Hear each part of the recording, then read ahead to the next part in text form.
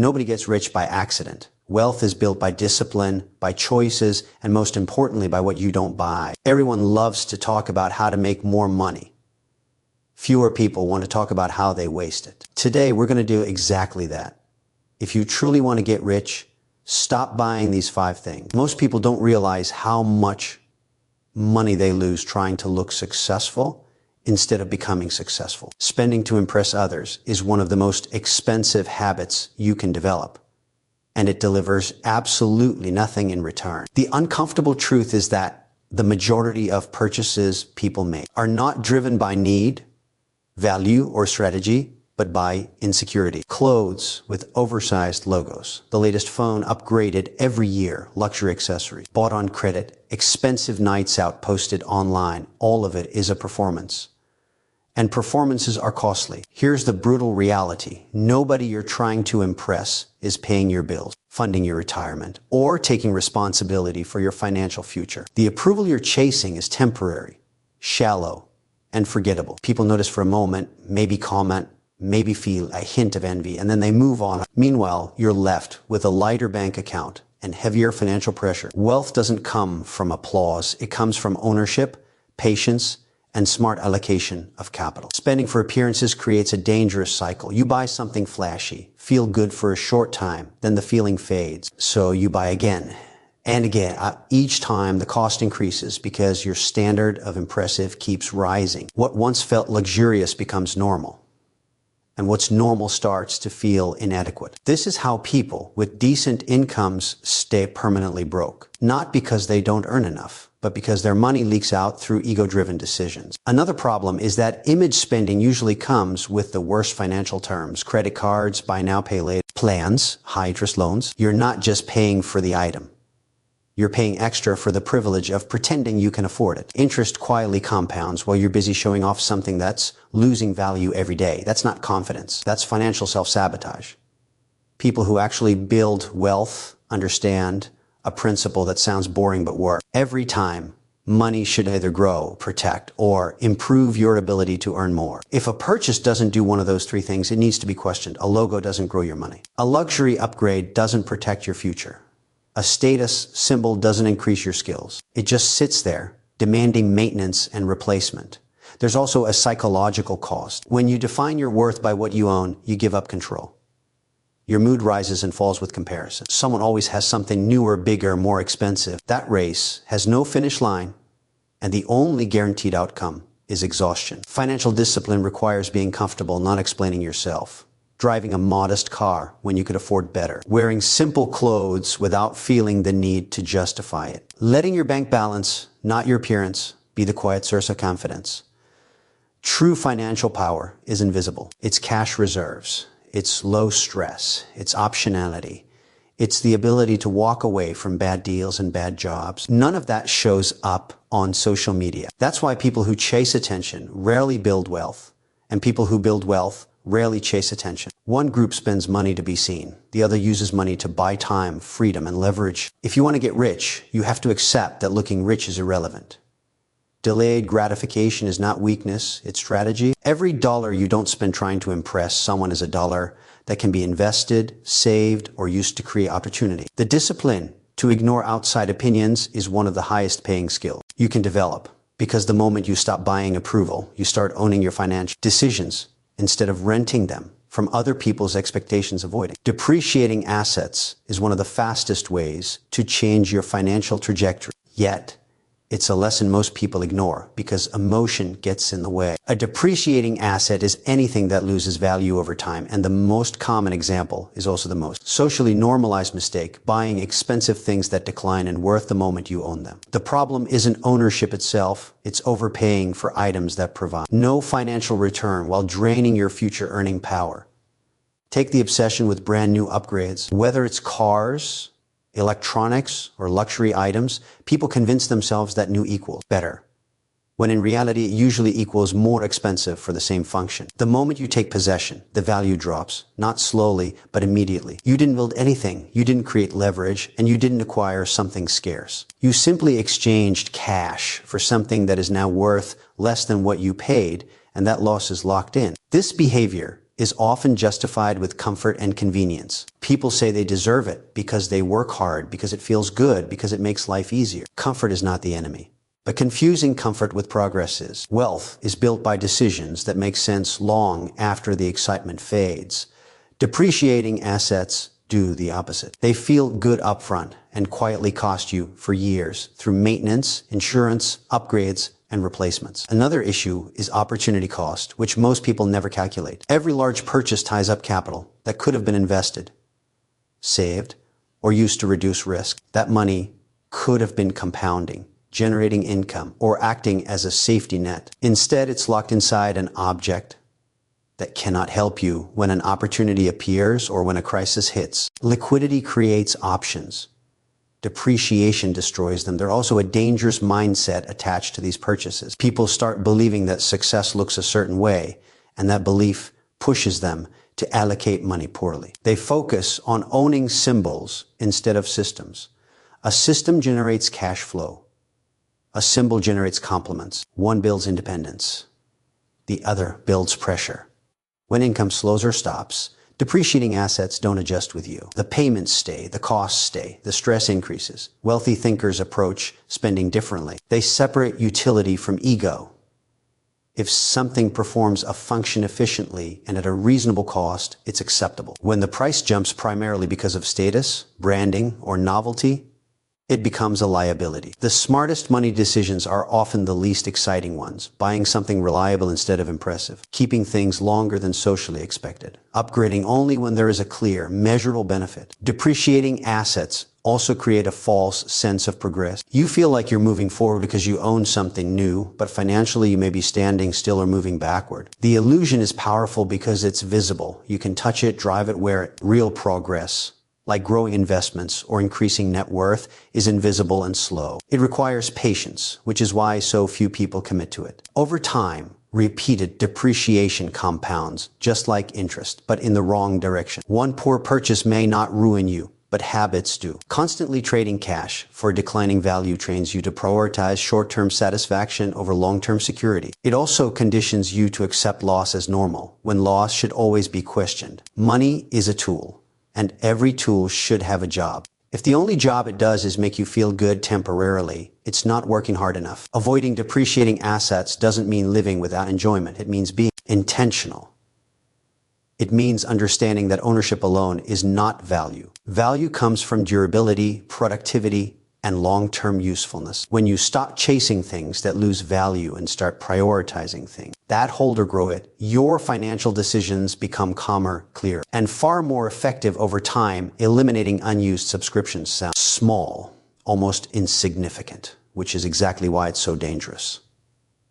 This type of spending hides in plain sight. It doesn't feel like a financial decision because it's rarely made consciously after the first click. A free trial turns into a monthly charge.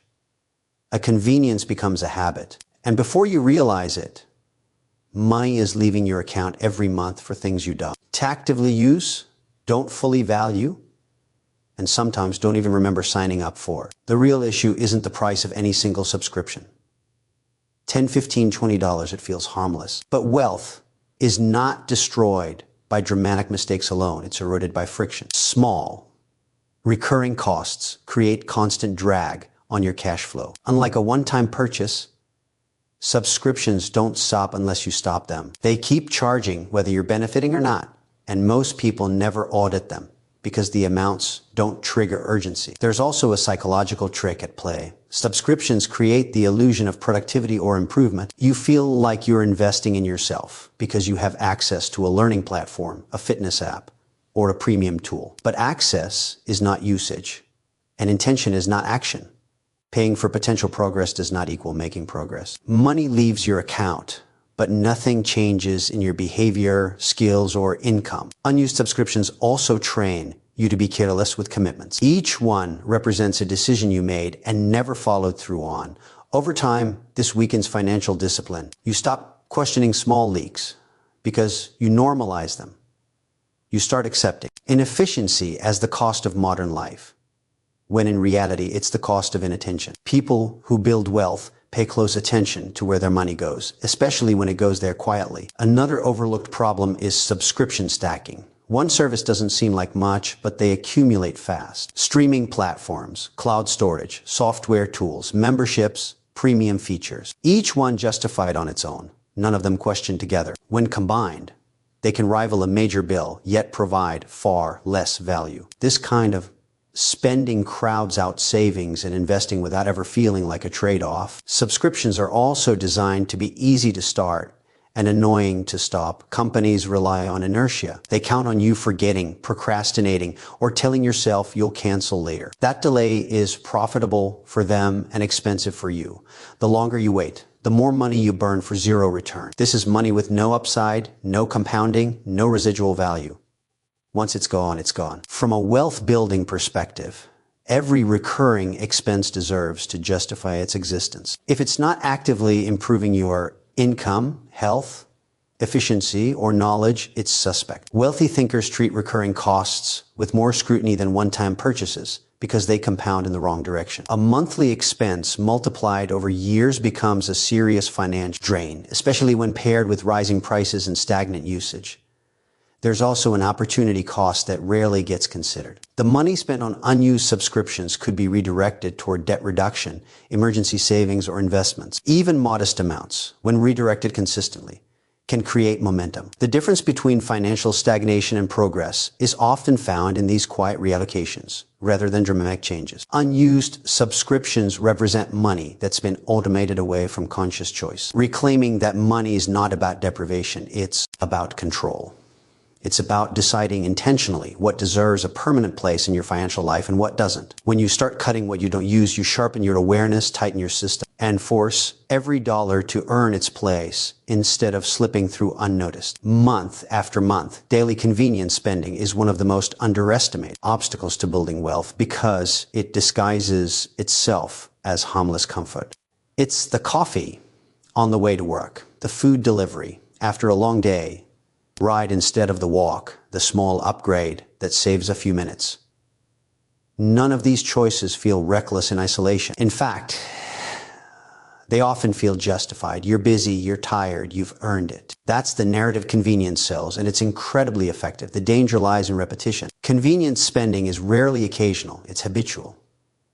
Once something becomes part of your routine, you stop questioning it. $5 becomes 10, 10 becomes 20, and suddenly you're spending hundreds every month without any clear memory of where it went. Because the purchases are small and frequent, they bypass the mental alarm system that usually protects you from large financial mistakes.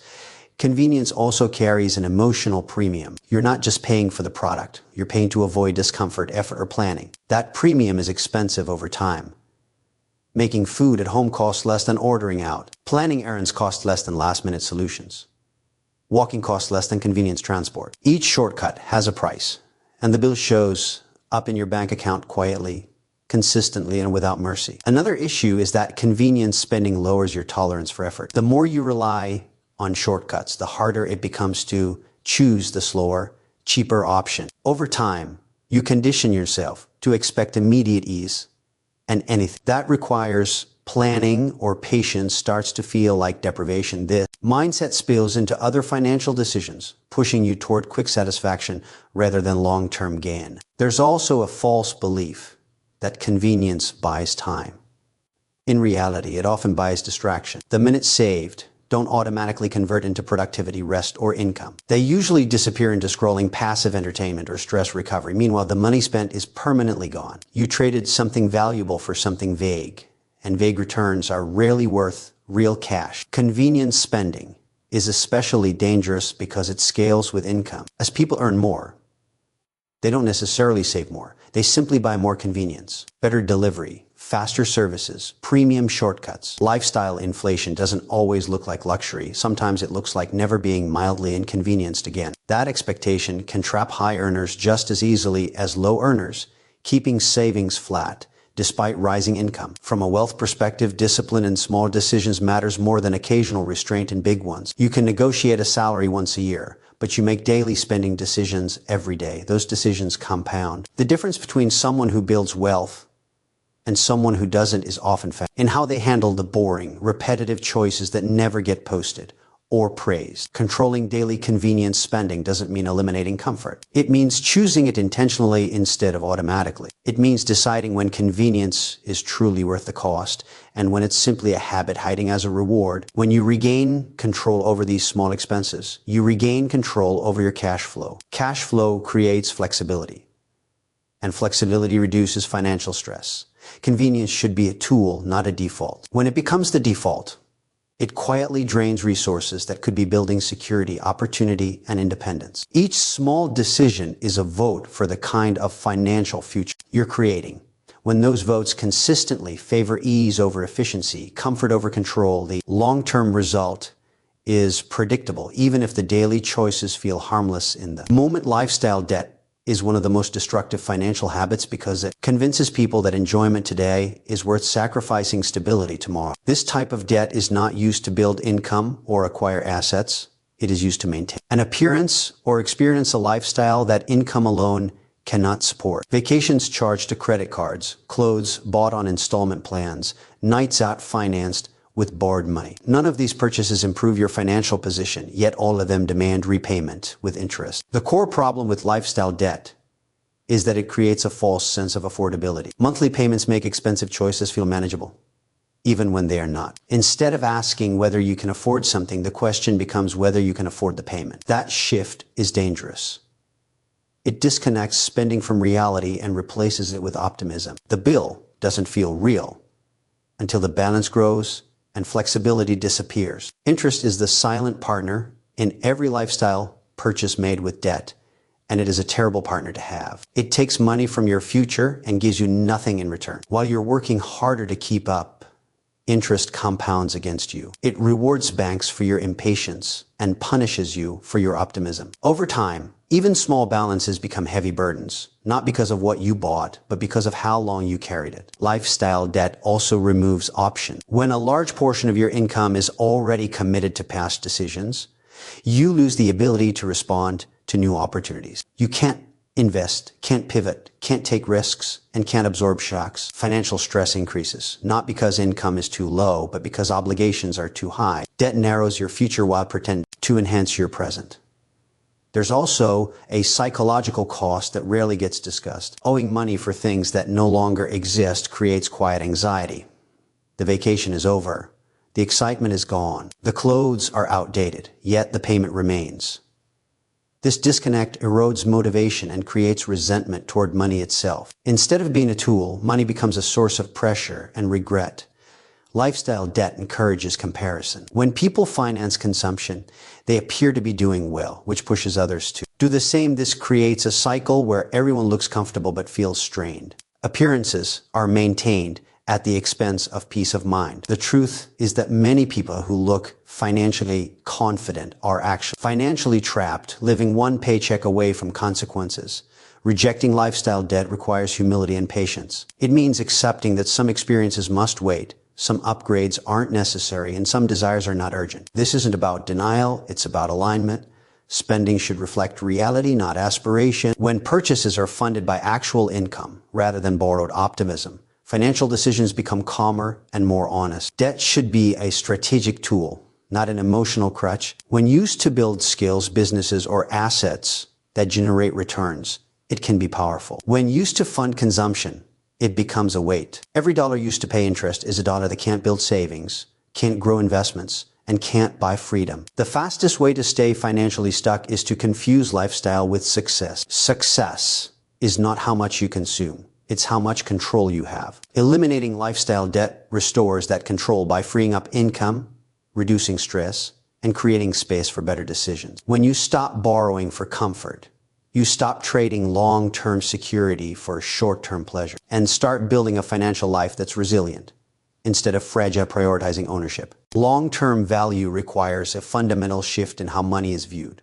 Instead of seeing money as something to be spent for immediate satisfaction, it must be treated as a tool for building stability, leverage, and independence over time. Most people are taught to consume first and think later, reacting to desire, advertising, and social pressure. Ownership thinking works in the opposite direction. It asks what will still matter years from now, what continues to produce value after that. Excitement fades, and what can support you even when you are not actively working. Ownership creates alignment between effort and reward. When you own something that generates value, whether it is equity, a business, income-producing assets, or in-demand skills, your money and time extend beyond the present moment. Consumption ends when the experience ends, but ownership compounds. That compounding effect is the foundation of long-term wealth. Each decision that favors ownership builds on the last, creating momentum instead of constant resets. Many financial mistakes happen because people focus on price rather than value. They ask how much something costs today instead of what it can return over time.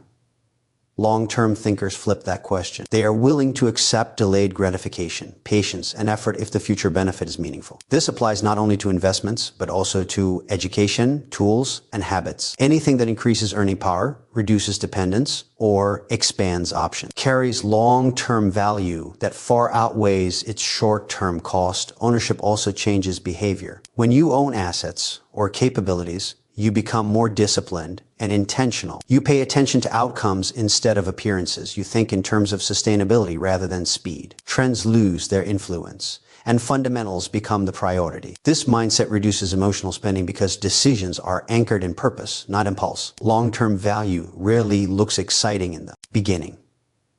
There is no instant reward for saving consistently, reinvesting profits, or building skills slowly. There is no public recognition for patience. That lack of immediate feedback is why most people avoid this path. But the absence of noise is also its strength. While others chase quick wins, long-term value grows quietly and steadily in the background. Another advantage of prioritizing ownership is resilience. Assets and skills that generate value create buffers against uncertainty. When income fluctuates or circumstances change, you are not starting from zero. You have support systems in place. That security reduces stress, and reduced stress leads to better decisions. Over time, this stability compounds, just like financial returns. Short-term thinking keeps people trapped in reaction mode. Money comes in, money goes out, and progress feels temporary. There is no accumulation, no leverage, and no sense of control. Ownership introduces continuity. Progress is preserved instead of erased by the next expense. Each step forward remains in place, building towards something larger. Ownership does not require massive wealth to begin. It starts with intention. Choosing to invest instead of upgrade. Choosing to build a scale instead of buying convenience. Choosing equity over excess. Small decisions, repeated consistently, create momentum that eventually scales. When you prioritize ownership, temptations lose their power. Purchases are evaluated through the lens of long-term benefit rather than short-term pleasure. Money becomes more purposeful, and decisions become clearer. The result is not deprivation, but alignment. By focusing on what lasts instead of what fades, you create a financial life that is stable, flexible, and built to grow. In the end, real wealth is not about what you consume, but about what you own and what continues to work for you long after the money is spent.